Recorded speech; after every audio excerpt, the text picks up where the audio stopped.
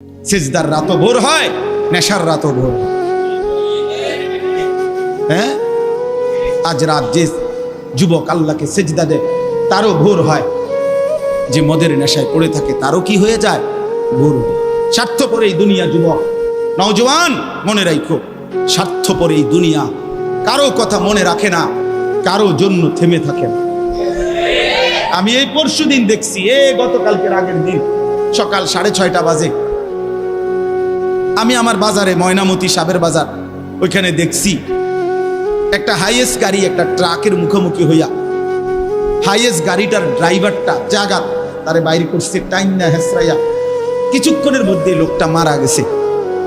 আমি একটা জিনিস খেয়াল করছি, অনেকক্ষণ তাকাইয়া আমার সাথে ড্রাইভারের আমি বললাম, কি স্বার্থপর এই দুনিয়া, একটা গাড়ি কেউ তার জন্য থামলো না, কারো হাতে সময় নাই, সবাই হরন দিয়া সাইড করে এমনে হেমনে করে সব চলে যায়, কোনো ড্রাইভারও থামে না বন্ধু, যে একটা লোক তো মরে গেছে, আরে মরে গেছে, তুই মরে গেছ, আমার হাতে সময় নেই। এই জন্য স্বার্থপর এই দুনিয়া, বড় স্বার্থপর, হয় কারো জন্য থামে না, কারো কথা অপেক্ষা করে না। চলতে তোমার কথা কেউ মনে রাখবে না। তুমি যদি নষ্ট হয়ে যাও, তুমি যদি কবরে আযাব হয়, তোমার যদি জাহান্নামের আগুন তোমারে পুড়তে হয়, আল্লাহর কসম বন্ধু, তোমার পতন তুমি করে দিলা, নিজেরে নষ্ট তুমি করে দিলা, শেষ পর্যন্ত দেখবা কেউ তোমার কথা মনে রাখবে না। এই পৃথিবী ধোঁকা, ধোঁকা। চলো এই জন্য আল্লাহর দিকে ফিরে আসি। ইল্লা মান তাবা ওয়া আমানা ওয়া আমিলা সালিহান, আল্লাহ বলে যে গুনাহ ছেড়ে দিয়ে তওবা করলো, আমি আল্লাহকে বিশ্বাস করলো এবং পুনরায় আবার নেক আমল শুরু করে দিল, ফাউলাইকা ইয়াদখুলুনাল জান্নাহ, আমি আল্লাহ ওয়াদা দিলাম, আমি আল্লাহ তাদেরকে জান্নাতেই ঢুকায়া দেব। ওয়ালা ইউজলামুনা শাইআ, কোনো জুলুম করা হবে না এক বিন্দু।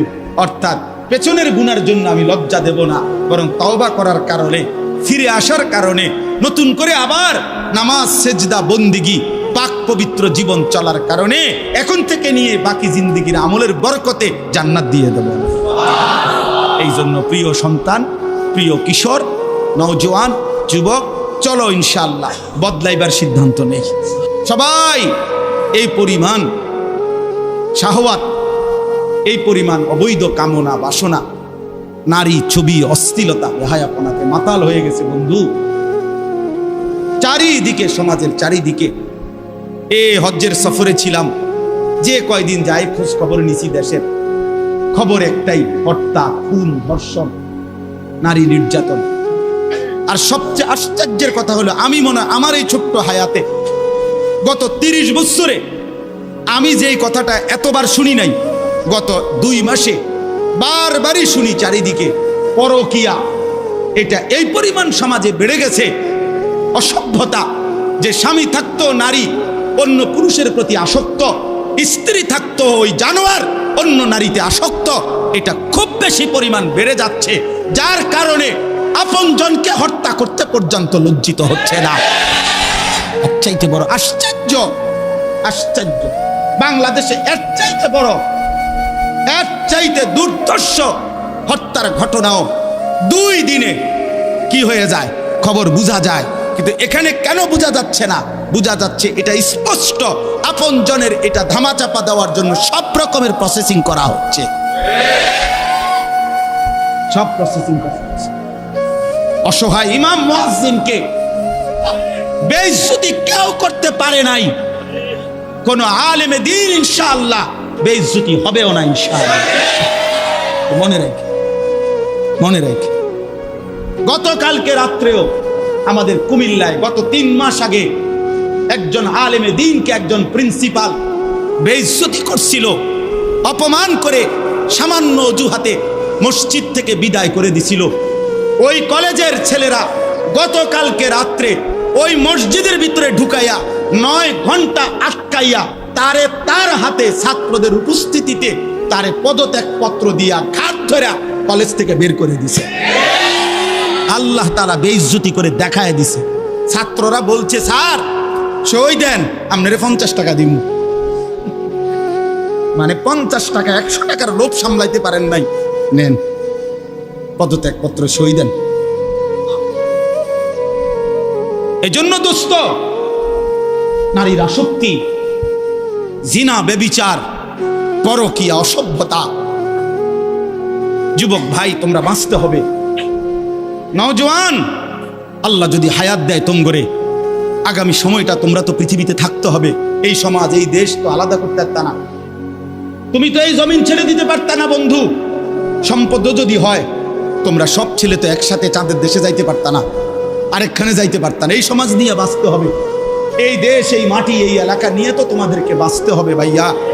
তাহলে এই সমাজ যদি তোমরা এভাবে নষ্ট করে দাও, তোমরা যদি সবাই বেনামাজি হয়ে যাও, নারী, ছবি, মোবাইলের অস্থির দৃশ্য ছাড়া যদি তোমাদের রাত না কাটে, দিন না কাটে, আগামী 20 বছর তোমরা সমাজ, তোমার অঞ্চল, তোমার ঘর পরিবার নিরাপদ থাকবে কেমনে? বাঁচবা কেমনে? চলবা কেমনে? চলবা কেমনে বলো ভাইয়া? 9 বছরের বাচ্চা মেয়ে যদি নিরাপত্তা না পায়, আমার সমাজ কি পরিমাণ অশান্ত হয়ে গেছে। হ্যাঁ, কেমনে বাঁচবা ভাই? তোমারও তো বোন আছে, তোমারও তো ছোট্ট বোন আছে, তোমারও তো ছোট বোন আছে, তোমার বোনেরও তো নিরাপত্তা দরকার। তুমি তো এই সমাজ থেকেই, এই পৃথিবী থেকেই কোনো না কোনো নারীকে বিয়ে করবা, তারও তো চরিত্রের পবিত্রতা দরকার, দরকার না? তো কেমনে মিলবে ভাইয়া? কেমনে মিলবে? সবাই যদি এমন চরিত্রহীন হয়ে যাও, নারী ছাড়া, ছবি ছাড়া, মোবাইল ছাড়া, উলঙ্গ দৃশ্য দেখা ছাড়া তোমাদের রাত কাটে না, দিন কাটে না, আমার সন্তানরা কেমনে আগামীর পৃথিবীতে তোমরা বাঁচবা ভাইয়া বলো? তোমাদের অনেক ছেলের চেহারা দেখলেই তো বোঝা যায় কতদিন হয় নামাজ পড়ে, কতদিন হয় মালিকরে একটা সেজদা দেয়। চুল নিয়ে এত ব্যস্ত হয়ে গেলা কেন? চুলের ফ্যাশনের উপরে এত অস্থির হইলা কেন? কে দেখে তোমার চুল? কীর্ত দেখে? কারে দেখাবো এসব চুল? মানুষের আর কাজ নাই, মানুষই বুঝি বইয়া বইয়া তোমার চুল দেখবে। তুমি যে সারাদিন চুল নিয়ে ব্যস্ত, শরীর পূজা, দেহের পূজা এভাবে করছো কেন? সারাক্ষণ বুঝি এই শরীর, এই দেহ, এটা নিয়েই ব্যস্ত হয়ে গেলা। সারাক্ষণ একটা নারী বুঝি, একটা নারী, একটা ছবি, একটা বেডি, একটা উলঙ্গ দৃশ্য, এর জন্যই পৃথিবীতে আসা। এই রাত দিন বুঝি মোবাইলে দেখবা, ছবি দেখবা, নারী দেখবা, সারাদিন বুঝি নারীর জন্যই পৃথিবীতে আসা। তোমার আর কাম নাই, আর কোনো উদ্দেশ্য নাই দোস্ত আমার। ঠিক হলো না, ঠিক করলা না ভাইয়া, ভালো করলাম। অর্থাৎ যারা নামাজ পড়ে না, আল্লাযীনা তারাকুস সালাহ, টোটালি নামাজ যারা ছেড়ে দিছে, তারা প্রজন্মের উত্তম তো না, নিকৃষ্ট না, তারা কোনো জেনারেশনে না, তারা কোনো মানুষে না, তারা কোনো কিচ্ছু না, এর কোনো গণাতে ধরে না। ওই প্রথমেই বাদ গণাত করছে, অরে নিকৃষ্ট হিসেবে বলতে চাইছে আল্লাহ এখানে যারা তাদের নামাজকে নষ্ট করে দেয়। তাফসীরের মধ্যে লিখছে নামাজ নষ্ট করে দেয় মানে কি? 1 নাম্বার, যে ব্যক্তি নামাজকে যথাসময়ে আদায় করে না, ইউআখিরুনাস সালাহ, তাখির করে, নামাজ সবসময় দেরিতে পড়ে। নামাজ সবসময় কখন পড়ে? দেরিতে পড়ে। আল্লাহ তাআলা বলছেন ওরা ওই সমাজের নিকৃষ্ট মানুষ। ফাওয়াইলুল লিল মুসাল্লিন আল্লাযীনা হুম আন সালাতিহিম সাহুন। আল্লাহ তাআলা বলেন ওই নামাজীদের জন্য জাহান্নাম। ওয়াইল, জাহান্নামের একটি গুহা, জাহান্নামের একটা অংশ, জাহান্নামের ভীষণ আযাব। আল্লাহ তাআলা বলছে তারা আল্লাযীনা হুম আন সালাতিহিম সাহুন, যারা তাদের নামাজের মধ্যে সাহুন, অলস, নামাজকে সবসময় দেরি করে, নামাজকে সবসময় দেরি করে। জোহরের আজান হইছে 1টা বাজে, এবারে জোহরের নামাজ পড়তে গেছে 1:15 বাজে, এখন 4:30 ওরা নামাজ পড়ছে লুঙ্গিটারে বইটা, গামছা একটা কান্দে দিয়া, রুকু সিজদা 3-4টা মেরে দিল আর কি। এটা নমাজ হইলেন কি তো করতাম হুজুর, সময় কুলাইতারি না। কিটছেন আপনি, ঘাস কাটছে, এতক্ষণ গরু গোসল করাইছে, গরু গোসল করাইছে। গরু গোসল করানোটা খুব দামি দরকারি বিষয়। নামাজকে এরকম প্রতিনিয়ত যে বিলম্ব করে আল্লাহ তাআলার কোরআনের ভাষায় তারা নিকৃষ্ট মানুষ, নিকৃষ্ট মানুষ। আদাউস সালার অন্তর্ভুক্ত, আদাউস সালার অন্তর্ভুক্ত নামাজকে বিলম্ব। আচ্ছা, হাদিসের মধ্যে আছে, কোরআনেও আছে, যে ব্যক্তি নামাজে অবহেলা করে, আল্লাহর কসম, আল্লাহও বলছে, নবীজিও বলছে, সে মুনাফিক।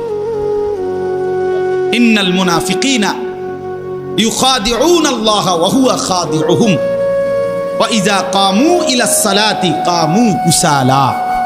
কোরআন শরীফে আল্লাহ মুনাফিকের এক নম্বর পরিচয় বলছে, মুনাফিক সে যে নামাজ পড়ে অলসভাবে। নামাজ পড়ে কিভাবে? তাহলে নামাজ যে পড়ে না তার ব্যাপারে বলেন, কথা বলেন না কেন? তারে মুনাফিকও বলে নাই। তুই কোনো মানুষে না বেটা, তুই কোনো কাতারে নাই, তোর কোনো আলোচনাই নাই। আলোচনা ওই ব্যক্তিরে যে নামাজ পড়ে অলসভাবে, খামখেয়ালি করে। দাঁড়াইবার কথা দুই পায়ে, দাঁড়াইছে এক পায়ে, বুঝেন? অলস নামাজের।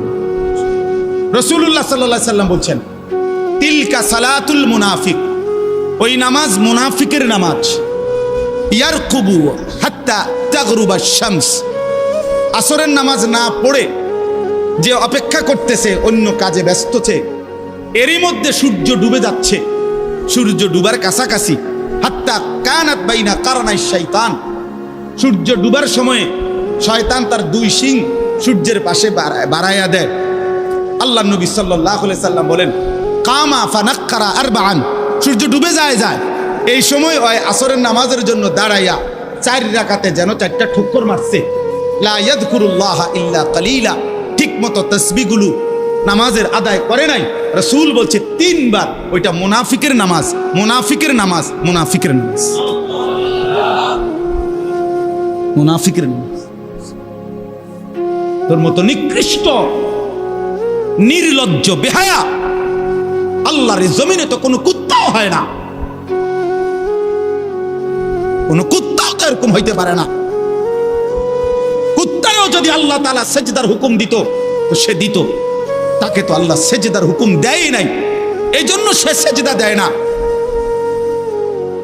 তুমি নাফরমানের তো আল্লাহ সেজদার হুকুম দিছিল, দিলা না কেন? তোমার তুলনা তো জানোয়ারের সাথেও হয় না। এই জন্য তো আল্লাহ বলছে বালহুম আদাল, ওই জানোয়ারের চাইতে নিকৃষ্ট। ওর উদাহরণ নাই, ওর তুলনা কুকুরের সাথেও না, ওর তুলনা শুকরের সাথেও না। আল্লাহর কোন সৃষ্টির অন্তর্ভুক্ত না। বলো মিয়া, এত বিবেকহীন কেমনে হইলা? আফা হাসিবতুম আন্নামা খালাকনাকুম আবাসান, কি ভেবেছো বান্দা আমি তোমাকে অনর্থক বানিয়েছি? তোমাকে আমি একদিন, আমি আল্লাহ 1 সেকেন্ডে চাইলে পারি, কুন ফায়াকুন, আমি হও বললেই হয়ে যায়। সেই আমি 9 মাস কেন লাগাইলাম? 9 মাস লাগাইলাম।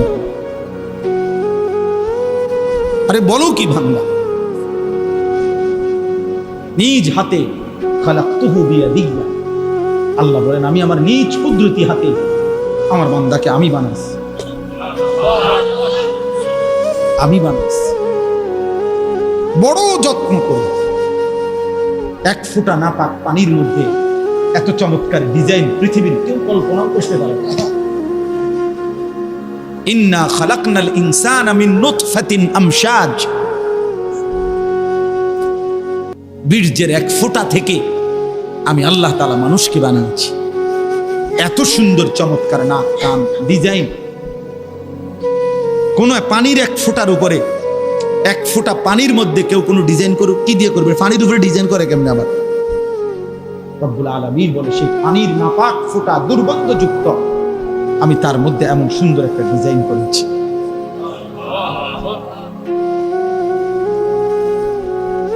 কেমনে ভুলে গেলাম? মা গাররাকা বিরাব্বিকাল কারীম, আমার মতো মেহেরবান দয়ালু মাওলা 24 ঘন্টা যে তোমাকে অজস্র অগণিত নিয়ামত দিচ্ছি, এই আসমান জমিন, এই চাঁদ সূরজ আলো বাতাস, 1 সেকেন্ড বান্দা এই বাতাস বন্ধ করে দিলে তুমি নিশ্চিহ্ন হয়ে যাবে। তুমি এই পৃথিবীতে নিঃশ্বাস ত্যাগ করে মৃত্যুবরণ করবা। একটা নিঃশ্বাসের জন্য তুমি এতটা মুখাপেক্ষী আমি আল্লাহর কাছে, সেই আমাকে একটা সিজদা দিবা না? সেই আমাকে একবারও ডাকবা না?